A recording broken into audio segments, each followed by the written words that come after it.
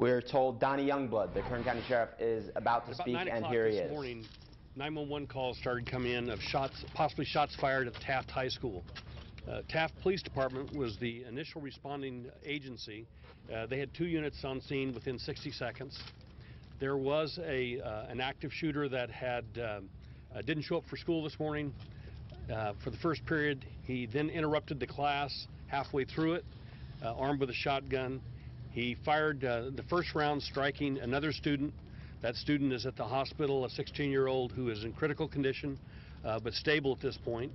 He then tried to engage a second student that he named and tried to shoot him and missed. The teacher at that point was trying to get the students out of the classroom and engage the shooter, who had numerous rounds of shotgun shells, a 12-gauge shotgun, numerous rounds in his pockets, and he engaged the student, or the suspect, in conversation. A campus supervisor showed up, was outside the classroom, and together they engaged in conversation with this young man. And at one point, he put the shotgun down, and police officers were able to take him into custody. During the melee of people the children trying to get out, we had one student that the shotgun was fired very close to her ear. She's at the hospital with possible hearing damage. Another student fell over the tables trying to get out, and she received some minor injuries. That's where we're at this point, and I'd like to introduce the Chief of Police, Ed Whiting. Good afternoon. Ed Whiting, W-H-I-T-I-N-G. I'm the Police Chief, City of Taft, and first and foremost, I'd like to let you know that the family members and the victim are in our thoughts and prayers for their speedy recovery. And we are very fortunate to have the kind of response that we did today because of a very good working relationship we have with the Kern County Sheriff's Department. The officers have received training in active shooter. They did respond as per the policy, and I think the best I can tell you is that we want to really commend the teacher and a campus supervisor for all they did to bring this to a very quick resolution before anybody else was harmed. We know the students involved, we know the teacher, we know the campus supervisor. They are some really awesome people. They did a great job in protecting the kids, and we can't thank them enough for what they did today. And I'd like to, at this time, introduce Kevin McCarthy. Congressman Kevin McCarthy, M-C-C-A-R-T-H-Y. First, our thoughts and prayers goes for the victim. His time of need is right now, and we know he's getting the best care possible. I first want to commend the teacher. I think he saved many lives today. His actions, his time, his ability of what he did and protect the students there. Secondly, I want to thank this entire school district. Many won't know, but every semester they do training. They had training this morning at 7:30. They were prepared for the worst case scenario, and they acted properly. And to all law enforcement, the short amount of response time here, the protection of the students, and the way the school district has carried this out, making sure, as we all know, hearing any news like this, for our parents being to know where their students are, and the way they will protect them and keep them back. So our prayers to all as we go forward for those who were injured, at the same time thanking the law enforcement and the school district for their preparedness and their action, and most importantly to this teacher. His actions were right. The actions that he took saved others and protected many. Sheriff, what can you tell us about the shooter, age, motivation? 16-year-old student that was a member of the class where the shooting took place. Obviously, there had been a dialogue between the victim that's critical and the suspect before this morning. We know that through the 911 calls, or we believe that the suspect was a very short distance from school. We believe that he picked up the 12-gauge shotgun and walked into the school, armed with a shotgun. And one of the neighbors, we believe, called 911 to report that. Of course, he's in the school at that point, and the response of the Taft Police Department and the sheriff's deputies was really, really quick.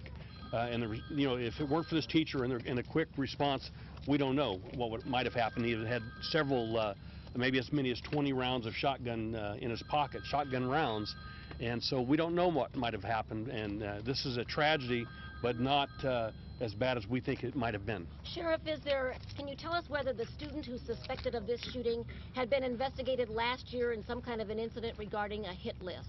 I have no information on that at this point. Chief, There are other rumors that he was bullied. Can you confirm or deny that? You know, there was some conversation this morning about bullying. We have not confirmed that that is an issue at this point, but obviously something occurred for this student to come in with a shotgun. Chief, do you know anything about this allegation, this rumor that the student who's accused in this shooting had some kind of an investigation last year regarding a hit list of some kind? I'm not aware of one. I can tell you that it's still early in the investigation, and we will get to be able to answer those questions at some later time. Right now, we can't answer them. And I'm not clear, the teacher, was he injured? The teacher did receive a pellet wound, we believe, to the head. When I talked to him this morning, he was fine, obviously emotionally distraught. This is a tragedy for this teacher as well as these students. But he did receive a wound to the head, yes. How long has he been a teacher here? I have no idea. Mr. McDermott, do you know how long he's been a teacher here? I think it's been about, I want to say approximately 3 years, but I'm not sure. Are we naming this teacher? Can you provide We are not at this point. Okay. Can you tell us more about those heroic actions that he made and how quickly he reacted? You know, when he said the student was armed with the shotgun, and when he started a dialogue, the shotgun, he said, was pointed in several different directions. He is unsure how many rounds were fired, which is not uncommon at the scene of a shooting. Police officers a lot of times can't tell you how many rounds are fired. He went through the same exact thing, but he said that as the dialogue started with him and the campus supervisor, who was just outside the room, the student was still armed with a shotgun, and they stayed. And I think probably distracted him in a conversation, allowing students to get out of the classroom and ultimately talking the student down. What did he say to convince him to not to put the weapon down? What did he say to convince the student to put the weapon down? You know, I don't know what his exact words were, or the campus supervisor. They're being interviewed at this point by detectives, so I don't know what that conversation was. Yes, sir. Can you talk a little bit about being a law enforcement officer and trying to talk down someone who's totally unarmed? I mean, you're unarmed, they've got a gun pointed at you, and you're trying to talk them down. I mean, yeah, the heroics of these two people, you know, it goes without saying, to stand there and face someone that has a shotgun, who's already discharged it and shot a student, speaks volumes for these two young men and what they may have prevented. They could have just as easily tried to get out of the classroom and left students in, and they didn't. And they knew not to let him leave that classroom with that shotgun, and they took that responsibility on very serious, and we're very proud of the job they did. There's some reports that an armed... At the time the student was firing. I'm sorry? How many students were at risk within range of this gun? You know, in the classroom, it looks like about 28 students in the classroom. 28? These two people, by talking to this young man, may have saved 20 to 30 lives? Well, what we do know is he was armed with a shotgun, he shot someone, he tried to shoot someone else, and the teacher is trying to get the students to evacuate through the back door. During that process, the teacher and the campus supervisor engage him in conversation, allowing all the students to get out, and then he put the weapon down. Where are kids being taken right now? 20 shotgun rounds on him. What type of rounds are we talking? These are 12 gauge, and we haven't inspected all the type of ammunition yet. But it could be very well could be birdshot, and it could have a mixture. I don't know yet. Was he wearing protective gear? Not that I'm aware of. Sheriff, the teacher and the campus supervisor, did either of them have weapons? They did not. Not even the campus Was supervisor? it planned or spur of the moment by the shooter? Well, I don't know. We're in the process of interrogating him and trying to find out what caused this incident, what sparked it. But the student who was shot was the target of this, you believe? The student that is in critical condition, we believe, was one intended target of the suspect, yes. Were there other possible targets? Yes, he named a second one that he tried to shoot and was and evidently missed. In that same room? In that same room at the same time. Do we know where he got the shotgun? We do not. We have witnesses who say they saw him enter the campus carrying the shotgun. They called 911. That started that chain reaction of law enforcement, and the campus security or the campus supervisor was in the office told, go, there's shots fired, go to the room, and he did. Where are parents being asked to pick up their kids at this point? They're at the front of the school in a very coordinated, systematic method where they have to have ID. We want to be able to count for all the kids in the school when they're released to their parents. So, Sheriff, there was a lot of presence still of law enforcement there. Were they going through the room by room, and why were the helicopters still overhead? We certainly didn't know that we just had one shooter and that we just had one serious critical victim. So the entire school had to be gone through room by room. We'll be here the rest of the day going through backpacks that are in the classroom. We want to make sure that there are no more firearms. So we've still got a lot of work to do. Tell me about the training that was performed this morning and how it may have helped everybody prepare for this. Superintendent McDermott might be able to tell you about the 7:30 training this morning. Yeah, one of the things that's very important is to make sure that you're trained and prepared for everything. This morning we had a staff meeting, and during that particular staff meeting, one of the main important aspects of it that we were talking about, that was being talked about, was the lockdown process in case any type of emergency on campus took place. And that's exactly what they did this morning. It's naturally in response to all the things that you've heard, but there's also a regular system and a schedule that's set up in the Taft Union High School district in order to do this. So it's an ongoing and continuous process that the staff goes through. They completed it again this morning, and unfortunately, as we all know, it was implemented immediately. The lockdown was immediate, and the response of both the Taft Police Department and the Sheriff's Office was fantastic. It was immediate.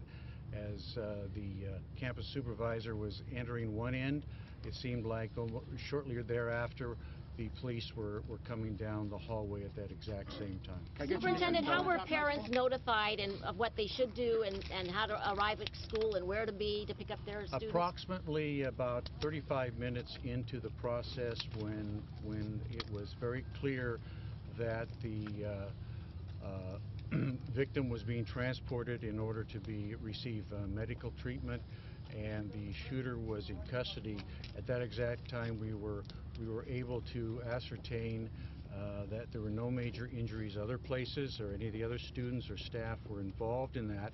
And due to that, we were able to send out an all-call, both in English and Spanish, in both languages, out to the parents to let them know that a shooting had taken place, number one, that their students were all right, and what the status was, and that we were at that time under lockdown, and the entire process was being controlled by the Sheriff's Office and the Taft Police Department, and that we would let them know that later on when they could come in and pick up their students. Yeah, we heard some frustration. Hit list that this student may have been suspended for last year. What can you tell us about that? I'm afraid I don't have any information on that. You haven't heard anything about that? Or I haven't, because I'm afraid that I'm the interim superintendent that came on in September, and frankly I'm not that well aware of it. Was this student ever suspended? I don't. You know, you have to understand that when this occurred, those things weren't important to us in law enforcement. We wanted to get the suspect. Yeah. We got the suspect. We took him to Bakersfield to be interviewed and interrogated, and that's what that process is right now. So the school district might not, you know, other than rumor, might not even know what that student's real name is. Okay, well, have authorities heard anything about that? I do not have any information on that as of right now. Yes, sir. Sir, there are some reports that there is armed security. Is there an armed officer? There usually is. Today, that the deputy or the officer from, I believe it's Taft PD, couldn't get there because he was snowed in, so he was not there today. So normally there is a Taft PD officer assigned to the high school every day. That is correct. What charges specifically is he going to be facing? We'll have to wait until we find out exactly everything that happened, and we'll charge him with the appropriate crimes. Rochelle, did you have a question? Yeah, did the science teacher have him in custody by the time you guys got there? When the campus security, the campus supervisor and the teacher had him disarmed at that point. And they don't arrest people, so they talked him to putting the shotgun down. We then went in and took him in custody. That we Taft PD. Were they holding him or anything like that? I have no information on how that arrest detention took place. So we were told that the teacher actually told the young man, "You're not going to do that in my classroom," when it looked like a second victim might be being targeted, and specifically took the weapon away or was able to disarm the young man until police arrived. Is that consistent with what you said? It very well may be true. All I can tell you at this point is they engaged in a conversation that talked him into putting that shotgun down, that he had discharged him more than once, and did not. He in fact told the teacher, "I don't want to shoot you," and named the other person that he wanted to shoot. So he had intended targets. There's no question. Sheriff, do we know what that conflict was between the shooter and these other students? At this point, I cannot tell you what that conflict was. Was the suspect supposed to be in that class? I'm sorry? Was the suspect supposed to be in that class? Yes, the student that was the shooter did not show up for class this morning. He showed up halfway through the first period armed with a 12-gauge shotgun. Chief, can you tell us what your first officer found when he entered the classroom and what he saw? Yes, he found the student supervisor, the teacher, and the student who had been disarmed, and he took the shooter into custody. Were they laying on him, or how were they detaining him for the officer? He didn't elaborate. Can you tell us if this was junior or senior class? What grade was he in? What grade? I don't know that. And this was the second floor of the science building? Second floor of the science building, yes. And Chief, talk to us a little bit about your school resource officer program and the importance of it for situations just as this. The school resource officer provides both security on the campus and an interaction with the students and law enforcement so that we have not only a good presence on campus, but also the interaction between law enforcement and the students gives us a better feel for what's going on in the community. So we know what's going on, so things like this, when they come up, we have a better idea of what's going on. Our school resource officer does know both the victim and the shooters, or the shooter. Can you elaborate on that, sir? Are the doors locked when school starts? How did the student walk in after first period began? I'm not sure how that happened, and that's be part of the investigation. So, sir, are you saying that the shooter, as you put it, the person believed to be responsible, was known to your officers? Is that correct? A good school resource officer should know all the people on campus, and I'm sure that he does. In what context? Is this a student that had been having some problems like last year and in the past? I'm not aware of any problems with this particular student. I think in context, you're in a community that's very small in population. Everyone knows everyone, right. And I think that's how the officers probably are aware. I must tell you guys, I've spoken to at least 7 parents, all of whom give us the same story, that this young man was suspended last year because he had a list of people, students in the class, in the school. He said he intended to hurt in some fashion.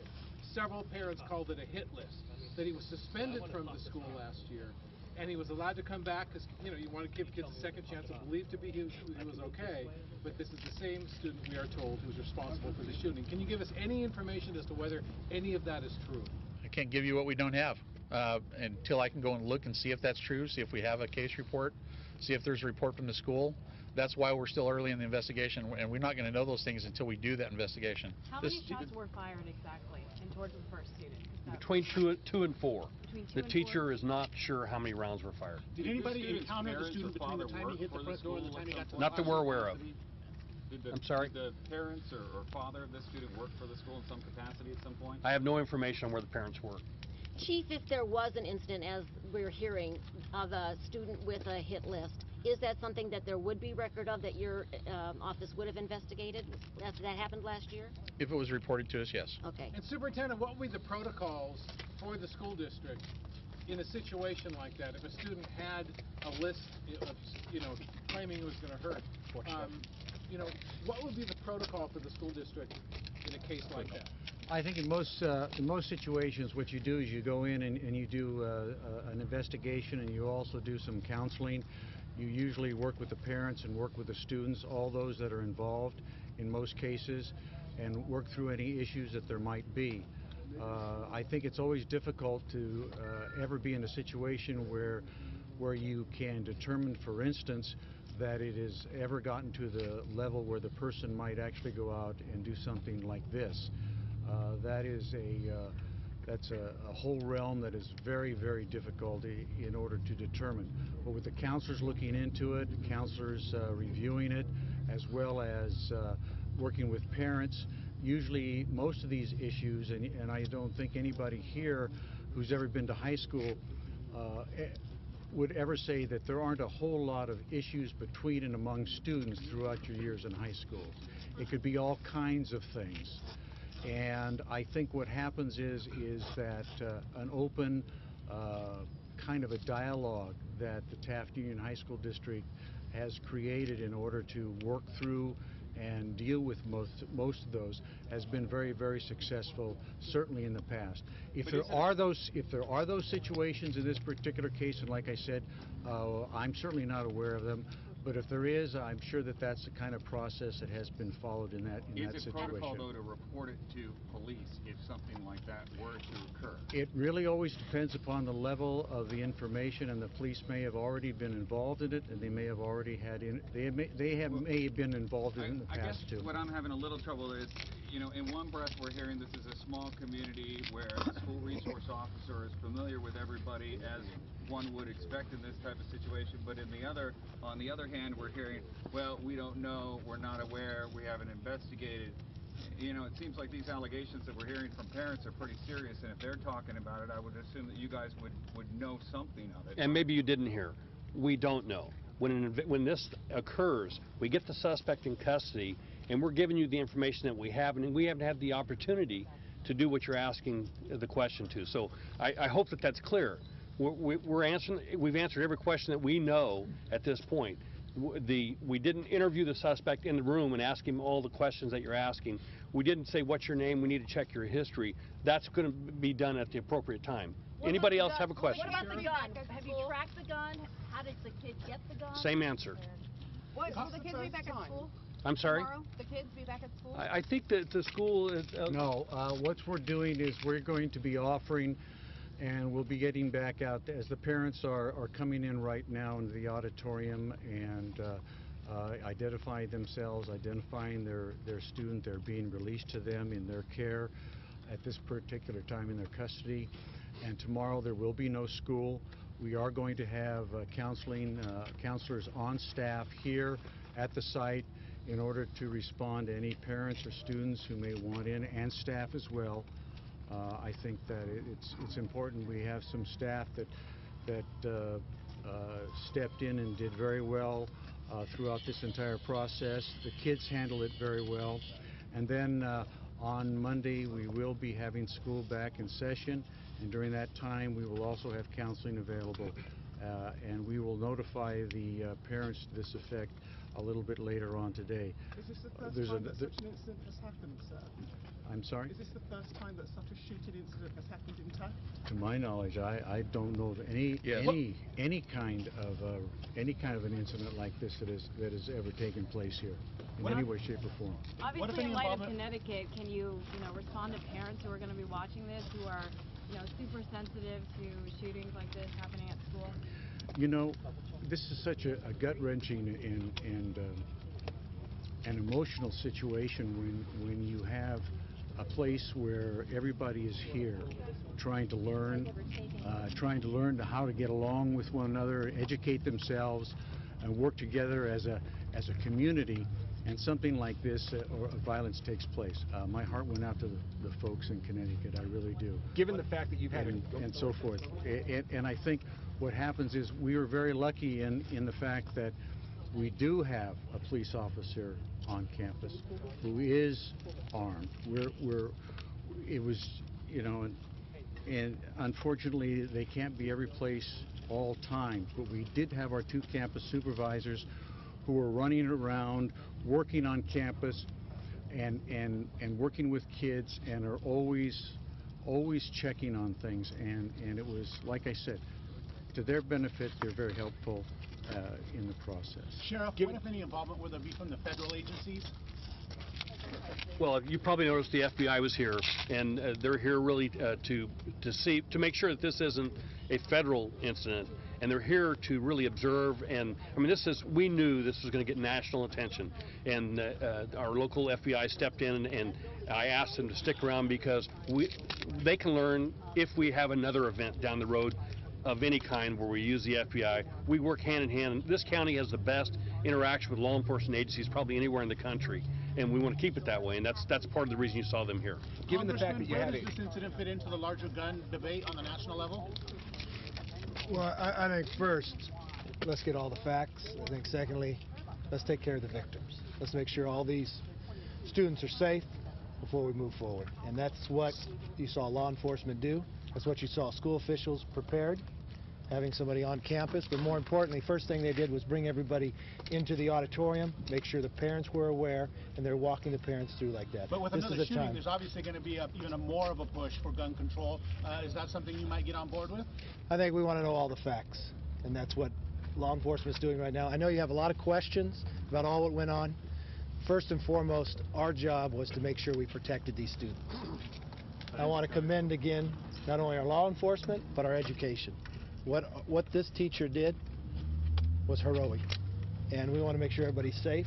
There'll be enough time to deal with the others, and let's get all the facts. Chief Whiting. Information on the teacher that you guys can tell us? You know, any background? We've told you everything that we know about at this point about the teacher. Hey, Deputy, will there be any further updates later on today? Certainly there may be. We may have more information later today after interrogations and interviews. This is for Chief Whiting. Given the fact that you had a training cycle this morning, are you okay with how security is, or is this something that you're going to have to look at now in light of what happened and maybe tweak things a little bit? I think it's always incumbent upon us to always look and reevaluate what we're doing, especially in light of what happened today. We're going to look at it, we're going to debrief, we're going to see what we did right, what we did wrong, and we're going to work on it and improve it, because that's what we do. Thank you very much for your patience. You guys really did exhibit a lot of patience, and we really appreciate that. Do you guys know when you'll have another update? As soon as, whenever we do. Still pretty fresh. You've just listened.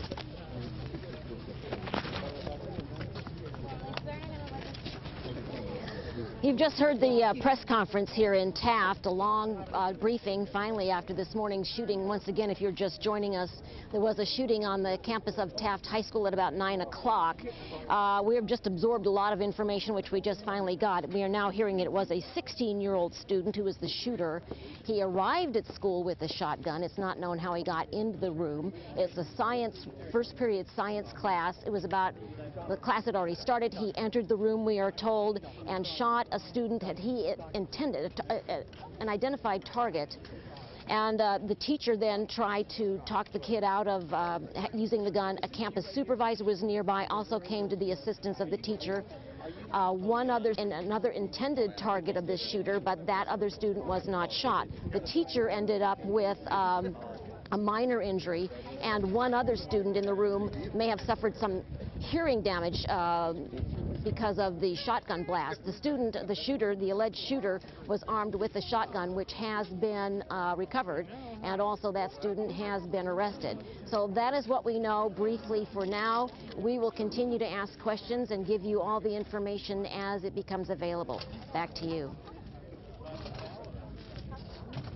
The Taft Police Department responded within about 60 seconds, 2 units. Something interesting to note, usually there's an armed officer on the campus of Taft Union High School every single day of the week. Wasn't there today because he apparently got snowed in, so that's something important to note. Would it have been different if that officer was on campus? Again, the suspect, 16 years old, went to school late today, did not show up when he was supposed to be there, entered the science class about halfway through the class with a 12-gauge shotgun, had numerous rounds in his pocket, maybe even 20 rounds.